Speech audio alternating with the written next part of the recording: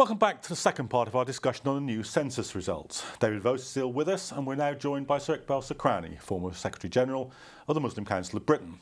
Welcome. Sir Iqbal, the MCB had a bit of input, didn't it, into making sure that the census could identify Muslims. So just tell us about that background a little bit. Yes, I think the MCB played a crucial role in ensuring that the question on religion was part of the census 2001. The campaign basically started, the early part was in 1991, the census prior to that, when there were some issues raised in terms of one's identity. And as we know, previously it was purely based on race and ethnicity. And it was in 1996 when the Muslim Council of Britain felt the need to ensure that the community's faith identity was recognized, not just purely for the purpose of just getting the statistics, but in terms of service delivery. There were issues that were of paramount importance to the community in terms of the socio-economic conditions, the whole, the health, the educational side of it. And unless we had proper and correct data available, it was not possible to work on it. So yes, we played a key role in ensuring that, first of all, we have the support of all the other faith communities to make sure that they supported this question. And that was a struggle in itself. Bearing in mind clear opposition we had from some of the faith communities. But later on, when we explained the importance of it and how beneficial it is for all of us, that finally we did get some sort of emergence of consensus, and that enabled us to pursue with the government of the day through intense lobbying. And it took literally a few years, and it was touch and go until finally the question on a voluntary basis came in, which was a good start, and proved the success of it when more than 90% actually were able to tick and say, yes, we were able to identify ourselves as part of the faith communities. So I think, in short, in summary, it was a defining moment in the history of the Muslim community, that we played a key role in ensuring that this important question is put in the census. Let's just have a look through, because I mean, there's been a lot of press coverage of the fact that the number of Muslims has risen quite markedly in the last decade, yes, between the two surveys. Do you think that's a product of immigration? Do you think it's a product of a higher birth rate among those communities? Or do you think there's an element of conversion, of the more people becoming Muslims? How do you unpack that statistic? There are a number of factors. I mean, one cannot simply, point fingers and say, well, there's been a huge increase of immigration, because there hasn't been any primary immigration in the country for many years. What has happened is that the younger families in the community have now have grown up. And naturally, we see the increase in the population through more marriages taking place. But again, the other point is that yes, there has been, of course, some conversion, nothing of such scale that can really put the focus. But when you look at the other faith communities, the increase of population in the Muslim community is not that substantial to Buddhists, Hindus and Sikhs. In fact, the percentage increase has been fairly sort of standard. So it applies to all the other ethnic communities. And the MCB press release in response to it flagged that up, which I don't think anybody else has, that there have been similar rises. Similar rises across, and naturally the Muslim community do get quite a bit of attention in the media as the second largest faith community after Christianity, no doubt about it. And when you compare the figures from Christianity to Islam, then certainly there is a issue where the numbers in the Christian people who are prepared to put a tick on that one, because you must not forget that this time we had a tick where we said none rather than no religion. And that may well be a factor which perhaps affected it. But the fact remains, yes, there has been an increase in population across. Well, that's an interesting thing. Do you think that change in the terminology and how the question was asked, do you think that's affected, David? The very slight change that Sir Iqbal mentions is actually a change from none in 2001 to no religion in 2011. I'm myself not inclined to think that in itself made a difference, though it is always difficult to say. Even subtle changes in wording can make a difference.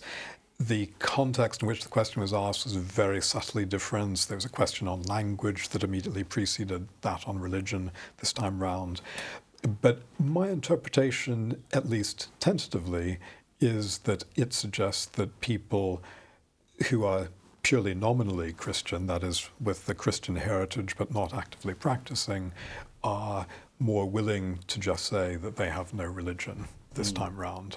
And as I was suggesting earlier, that may in some respects be a positive sign in suggesting that we're more comfortable with the presence of other religious groups in the country. Do you read it like that?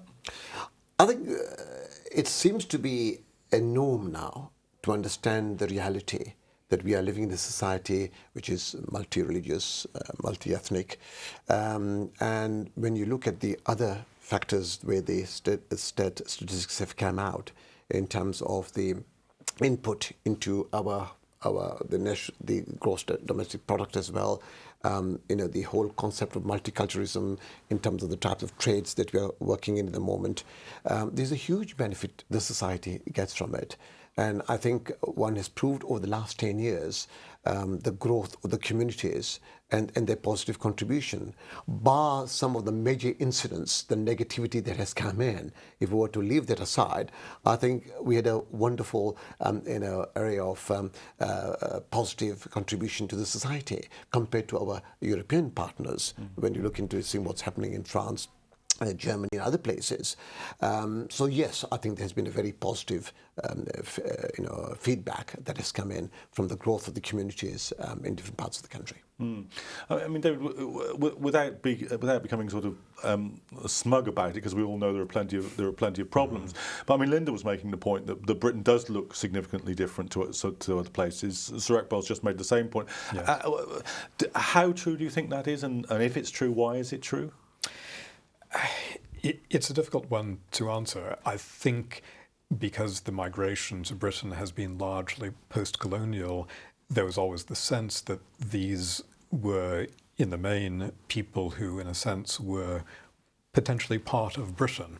And I know that is sort of old-fashioned, quasi-imperialistic view, but nevertheless, it's quite distinct from the German situation, for example, where their conception was that people were arriving as guest workers, and as the name guest implies, that suggests that at a certain point they would go home. Well, realistically, that was never likely to happen. It's certainly not going to happen now. Indeed, if your guests behave badly, you chuck them out.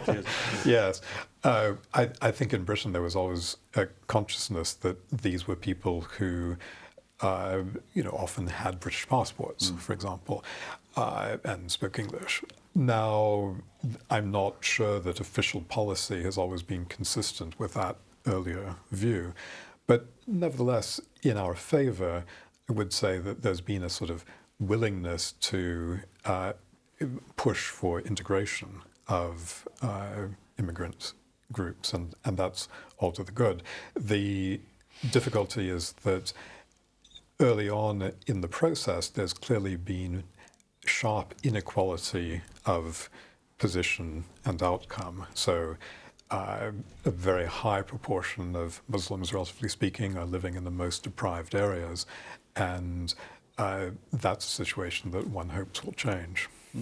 So, well, what do you make of Ed Miliband's response to this, where he was trying to sort of walk a line, at least as I read it, between expressing sympathy for sections of the population, which I'm sure he understands disproportionately vote Labour, and a kind of mainstream discourse which is set by the government, which is resolutely anti-immigration. So he makes this distinction between integration and assimilation. Right. Did that make sense to you? I think it's a very important distinction.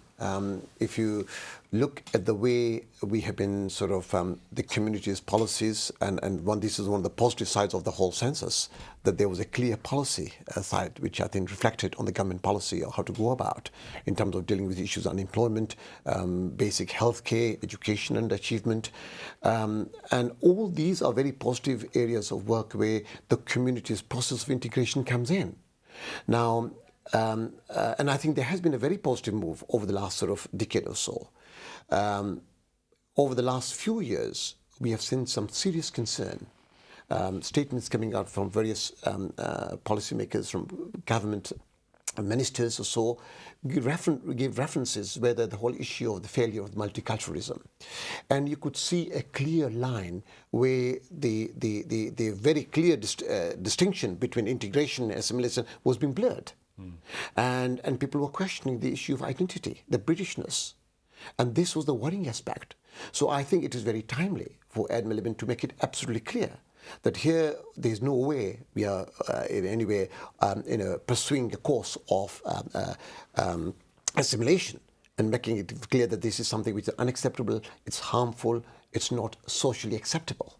But integration is a very positive way of going about where the communities can live together, respecting each other's identity. And looking at the positive contribution each one of us makes. So I think that distinction was important. It recognized the work, the very positive work of the immigrants over a number of years. Our forefathers who came in this country, and seeing their contribution, whether it's the transport system, the health system, the healthcare, or even generally when the industries were vibrant and working along, it was the immigrants who really let that thing go along. So it was of great mutual benefit for them to come along economically, as economical migrants coming in and living in a positive way, but at the same time ensuring that the country in which they came in had a very positive movement in terms of its economy and its growth as well. And what do you make of the other side of the speech? Because there's this element in the speech where he's saying you're not going to get a job in the public services unless you can speak English. Now, it's one thing to say we want to provide every possible opportunity for people to be able to speak English, but that's the kind of carrot approach. But this is a stick approach. This is saying you're not getting a job unless you can speak the language. I mean, let's face it. I mean, we are living in a country where English is the main language. If one does not speak English, it's extremely difficult for that person to play a role in the community, let alone earn a decent living. I don't think anybody would argue with that point. But Miliband is making another point, which is saying that this isn't just desirable. This isn't just something that we should put an enormous amount of effort into making sure it happens. But if you don't do it, you're not getting a job. Now, is that bit? I think the way it has come out, I mean, what I've read from his speech is that there was a huge issue that on one hand we would want, of course, everybody to speak English, and very rightly so, but at the same time we see the part of the policies of the government, which is to curtail English classes. Now, the fact is that that number of people who do not speak English, I think, is now going in a very small range compared to 20, 30 years ago, when there was a huge elder population were unable to speak English. They're coming from the factories, the only thing they knew, run the machines, press the button, that was it.